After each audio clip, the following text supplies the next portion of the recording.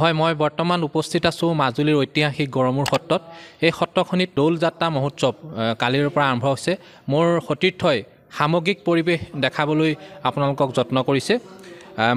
মাজৰ দিনা মহাপ্ৰভু যি পূজা, এই পূজা কৰি থকা আপোনালোকক মোৰ সতীৰ্থই এয়া পোনপটীয়াকৈ দেখাইছে। আৰু কালিলৈ মহাপ্ৰভু ফুৰোৱা হ'ব। তিনিদিনীয়াকৈ এই যি দৌল যাত্ৰা মহোৎসৱ মাজুলীৰ ঐতিহাসিক শ্ৰী শ্ৰী গড়মূৰ সত্ৰত যি তিনিদিনীয়া কাৰ্যসূচীৰে দৌল যাত্ৰা মহোৎসৱ অনুষ্ঠিত হয়। আজি মাজৰ দিনা মহাপ্ৰভু পূজা এয়া চলি আছে, মোৰ সতীৰ্থই দেখাইছে। এই ঐতিহাসিক গড়মূৰ সত্ৰৰ যিজন বৰ পূজাৰী, তেখেত মোৰ ওচৰত আছে। মই তেখেতৰ পৰা পোনে পোনে জানিব বিচাৰিম এই দৌল মহোৎসৱৰ বিষয়ে। আমাৰ পৰম্পৰাগতভাৱে এই ফল্গু উৎসৱ কালিৰ পৰা আৰম্ভ হৈছে।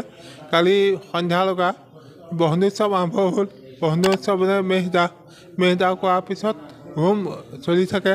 তাৰপিছত ৰাতি 11 বজাত কালি মানে সেই সন্ধ্যা শেষ হয়।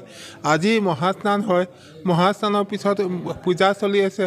পূজাৰ অন্তত আকৌ হোম হ'ব। হোমৰ পিছত আমাৰ গধূলা পূজা আছে। পূজাৰ পিছত আৰতি আছে। সকলোখিনি আজি দিনটো ৰাতি আৰতি শেষ কৰিব। আকৌ কাইলৈ আমাৰ মহাপ্ৰভু পৰম্পৰাগত চলি অহা ধৰণেই কাইলৈ ফুৰাবলৈ নিয়া হ'ব। আৰু আমি ৰাস্তাৰে নি পেলাই আমাৰ যিখন মূল সত্ৰতে মহাপ্ৰভু নিয়া হ'ব। হয়, মই আপোনালোকক এয়া দেখাবলৈ যত্ন কৰিলোঁ মাজুলীৰ ঐতিহাসিক শ্ৰী শ্ৰী গড়মূৰ সত্ৰৰ পৰা দৌল যাত্ৰা মহোৎসৱৰ এই কাৰ্যসূচী।